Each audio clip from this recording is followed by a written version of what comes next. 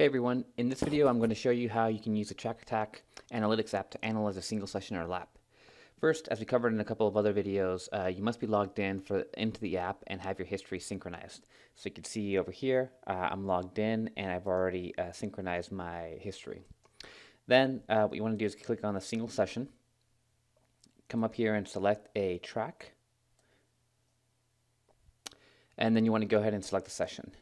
Now, before I go ahead and select the session, I want you to notice that they are listed here in the order of which they were recorded. So oldest first to the most newest up here. And as you can see, there's a few different color codings here. Green means that the session here has video and the data uploaded to the site, so everything is good and available for you to analyze.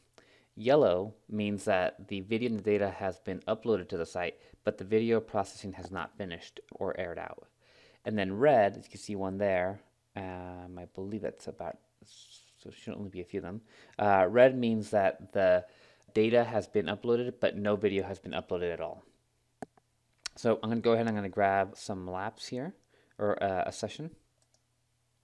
So I'm going to take you through a tour here of what you see in the view here for the app, or how you can analyze your session. The first thing that I want you to notice here on this first section is this is the video player, but it's blank. And so even though the session showed up as green, the videos for each of the individual laps are still on the server and need to be downloaded. So what you do is you come over here and you just grab an individual lap. So I'll go ahead and do that. And hit this button here to download the video. And a notification came out over here on my other screen saying that it was downloaded. And once the video is downloaded, you'll get a notification as well. And then the video preview will show up here. The next thing I want to show you here, as you can see right there, the next thing I want to show you here is the this graph, which is the accelerometer graph, or otherwise known as the traction circle. This is super helpful to determine if you're driving at the traction limit. And note that most newer smartphones have an accelerometer, but there are some phones which do not. The next item here is the actual track map. This is a map of your actual driven line on top of the mapping service provided by Bing. The actual driven line is accurate, but the map view from Bing is made up of stitches of pictures, which are not always 100% accurate representations of the Earth.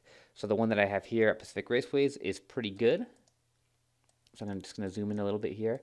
So this is helpful for you to come in here and analyze your line in a general sense as to where you are on the track, but do not take it as an exact thing.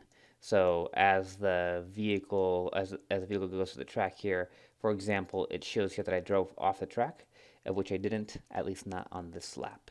So that's something to keep note of as well. Next thing is the speed trace. So down here, this is a graphical representation of your lap. So at the beginning of the lap, going all the way through the end. And what we're showing here is GPS speed in either metric or imperial units, and I have it here as miles per hour, over the distance. So the actual distance, not necessarily the time that went across for each session. So I have it here in feet, and if you have it in metric units, it'll show up as meters. The next thing I want to show you here is activated through a button, which are the longitudinal acceleration and the lateral acceleration. So these are graphical representations of the traction circle, which I'll play here in a little bit. We have one graph here for lateral acceleration and one graph here for longitudinal acceleration, forwards and backwards. Generally, Y is longitudinal acceleration and X is lateral. Again, note that though most phones' accelerometers will help in your analysis, they are designed to help the phone determine the orientation and the movement of the phone as moved by a human, not necessarily for motor racing. So the data is really helpful, and I'll show it here in a second as I'll press play on the traction circle. But just keep in mind again that it'll help you determine whether you're driving at the traction limit. But this is why we see a little bit of noise here as you go through the actual lap, and that's picking up a lot of the vibrations inside of the car, and especially with this particular example, it being a race car. So what's the point? Well, the goal on this individual view of the analytics app is to help you determine if you're driving at the traction limit. So the main focus here is on the traction circle right here. So I'm going to play it for a little bit. Let me zoom out here so you can see the context of where we are on the track. So I'm going to go ahead and play the lap and try to have a view here so you can kind of get a sense of both the speed and the accelerometer data, but I want you to watch the traction circle. And ideally what we're looking for is for the traction circle to move up under braking, and then as you go into the turn and you start trail braking and releasing the brake and putting in steering input, then you start seeing the traction circle, the ball move around the traction circle in a round fashion, and then as you go into acceleration, it moves back down this way. So what we're looking for is smooth transitions around the traction circle, which tell us that we're driving at or near the traction limit, and not for it to go under braking and then shoot back in before it goes over to the side. So I'll just play this here for a second.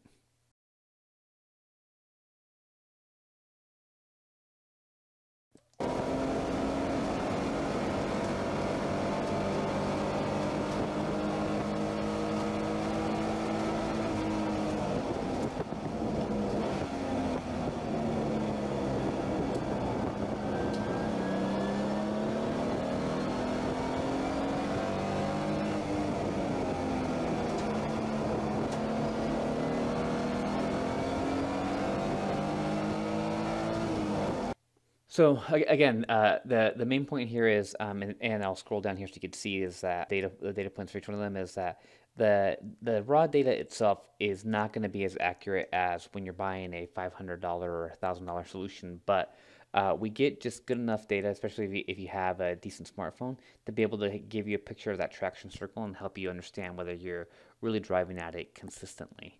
And it's really more about the shape right now than it is at the actual value.